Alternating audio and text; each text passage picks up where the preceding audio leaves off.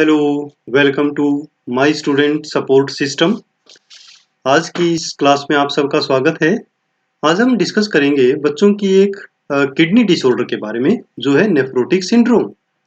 यह लेक्चर आप हिंदी में देख रहे हैं।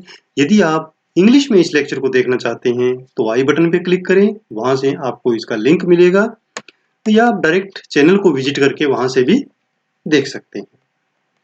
नेफ्रोटिक सिंड्रोम एक्चुअली एक बीमारी का नाम नहीं है, ये एक ग्रुप ऑफ डिसऑर्डर्स है, यानी लक्षणों का एक समूह है, जिसमें यदि किडनी काम सही से नहीं कर रही है तो ग्लोमेरुलस की जो परमिएबिलिटी है वो बढ़ जाती है। उसके कारण जो प्रोटीन है वो बहुत सारे हमारे प्लाज्मा के निकलकर मूत्र में या यूरिन में विसर्जित हो जाते हैं।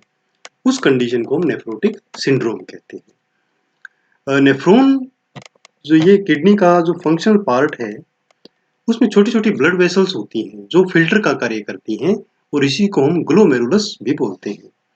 ये क्या काम करते हैं कि रक्त से अतिरिक्त जो पानी है या वेस्ट प्रोडक्ट्स है उनको बाहर निकालती हैं। वो वेस्ट प्रोडक्ट अपने यूरिनरी ब्लैडर या मूत्राशय में इकट्ठा होता है और मूत्र के रूप में शरीर से बाहर निकल जाता है। जब कभी भी इन रक्त वाहिकाओं में कोई इन्फ्लामेशन होता है या किसी भी किडनी डिजीज के कारण ये डैमेज हो जाती हैं, तो इस वाटर और वेस्ट प्रोडक्ट के साथ प्रोटीन भी निकल जाते हैं, और जब ये प्रोटीन निकल जाते हैं तो इस कंडीशन को हम नेफ्रोटिक सिंड्रोम कहते हैं। ये बच्चों में भी हो सकता है और बड़ों में भी हो सकता है। नेफ्रोटिक सिंड्रोम के कारण क्या है? किडनी को प्रभावित करने वाली कोई भी जो डिसऑर्डर है वो नेफ्रोटिक सिंड्रोम का कारण बन सकती है। मुख्य कारण है कि एक तो वायरस का संक्रमण, एलर्जी, और कुछ दवाएं जैसे non steroidal anti inflammatory drugs ये ज्यादा यूज करना। फोकल सेगमेंट ग्लोमेरुलोस्क्लेरोसिस एक डिजीज है जो ग्लोमेरुलस को नुकसान पहुंचाती है। यह वयस्कों में नेफ्रोटिक सिंड्रोम का सबसे बड़ा कारण है। यह वायरस के कारण हो सकता है या जैसे एचआईवी और कुछ ड्रग्स लेने से भी हो सकता है। इसके अलावा जो मेम्ब्रेनस नेफ्रोपैथी होती है, झिल्लीदार नेफ्रोपैथी, जिसमें ग्लोमेरुलस की मेम्ब्रेन फूल जाती है, इसके कारण हो सकते हैं कैंसर, मलेरिया, हेपेटाइटिस बी और कुछ इन्फेक्शंस। डायबिटीज, जो डायबिटीज या मधुमेह है वो भी नेफ्रोटिक सिंड्रोम का एक काफी बड़ा कारण होता है, जो नेफ्रॉन्स को डिस्ट्रॉय करता है। इसे हम डायबिटिक नेफ्रोपैथी के रूप में भी जानते हैं।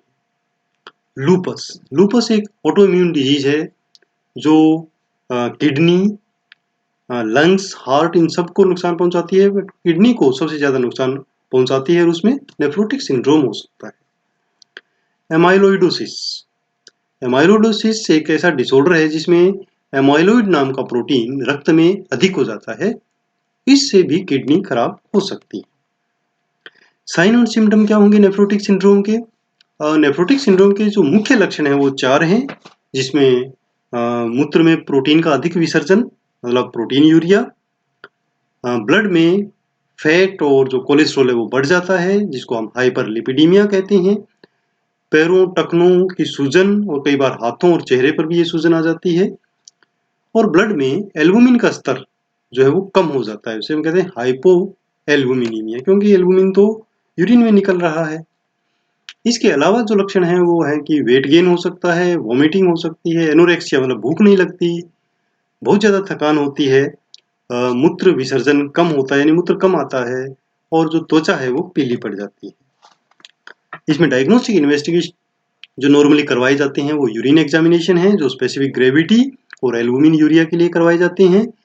ब्लड एग्जामिनेशन करवा सकते हैं सीरम प्रोटीन और एजी रेशियो के लिए, सीरम कोलेस्ट्रॉल लेवल, ईएसआर और किडनी की बायोप्सी भी करवा सकते हैं। ट्रीटमेंट क्या होगा? नेफ्रोटिक सिंड्रोम को मेडिकली हम ट्रीट कर सकते हैं। इसमें कौन कौन सी दवाएं हो सकती हैं? एक तो है कि एस इनिबिटर जो ब्लड प्रेशर को कम करेंगी, एंजियोटेंसिन नामक एंजाइम को अवरोध करती हैं और बीपी कम हो जाता है।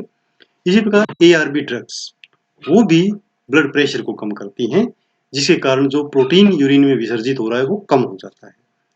स्वेलिंग कम करने के लिए मूत्रवर्धक गोलियां मतलब डायूरेटिक्स देते हैं, जिसे पानी ज्यादा निकल जाता है शरीर का, और जो स्वेलिंग होती है वो धीरे धीरे कम हो जाती है।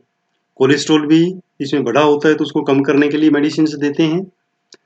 ब्लड को पतला करने के लिए थक्का-रोधी ड्रग्स दी जाती हैं ताकि जो क्लोट्स है वो ना जमे।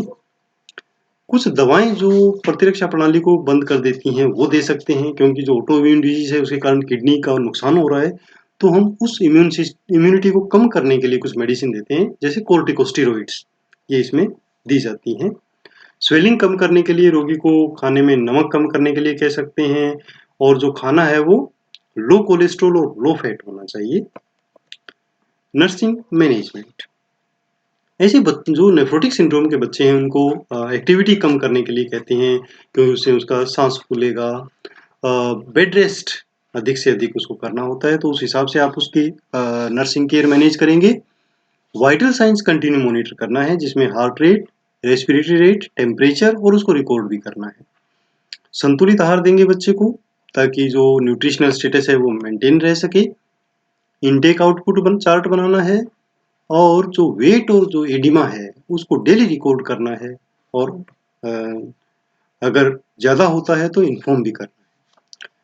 बच्चे को कम नमक और कम कोलेस्ट्रॉल का खाना दिया जाना है, उसका ध्यान रखें। और जो बच्चों को जैसे नमकीन और चिप्स पसंद होती है तो उसको थोड़ा सलाह दें, एडवाइस करें और उनको अवॉइड करें।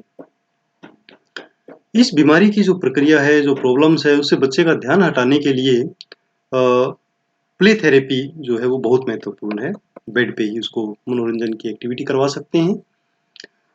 संक्रमण के जो शुरुआती लक्षण हैं उनका अवलोकन इसमें बहुत जरूरी है, क्योंकि जो रोगी है उसको इम्यूनोसप्रेसिव ड्रग्स दी जा रही हैं, कोर्टिकोस्टेरॉइड्स दिए जा रही हैं, तो इन्फेक्शन होने का खतरा बहुत ज़्यादा है। तो आप उन लक्षणों को टाइम से पहचानें, उसके हिसाब से सूचित करें डॉक्टर को। माता पिता को इस डिजीज के बारे में बताएं और इलाज के बारे में बताएं, ताकि उनकी जो चिंताएं हैं वो कम हो सकें। रेस्पिरेटरी रेट, एडिमा, इनको कंटिन्यू ऑब्जर्व करते रहें, और कोई भी प्रॉब्लम आती है तो अधिसूचना मतलब डॉक्टर को सूचित करें।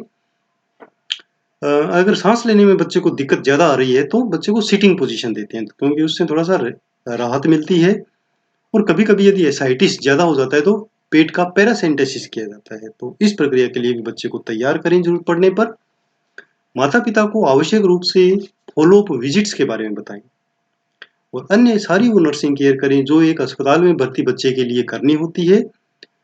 ये जो नर्सिंग केयर है ये हमने अस्पताल में भर्ती बच्चे के लिए पहले एक लेक्चर में स्टडी की हुई है, तो वहाँ से आप उनको देख सकते हैं। उस लेक्चर का लिंक प्राप्त करने के लिए आप आई बटन पे क्लिक करें, आपको वहाँ से लिंक मिलेगा। आप मेरे चैनल को सब्सक्राइब कर सकते हैं ताकि ऐसे ही वीडियोस आपको आगे मिलते रहें। आप मेरे फेसबुक पेज को लाइक कर सकते हैं। अपने नोट्स बनाने के लिए mynursingstudent.blogspot.com इस ब्लॉग को विजिट करें।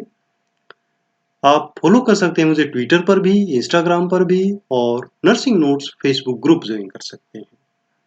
धन्यवाद। आपका दिन शुभ हो।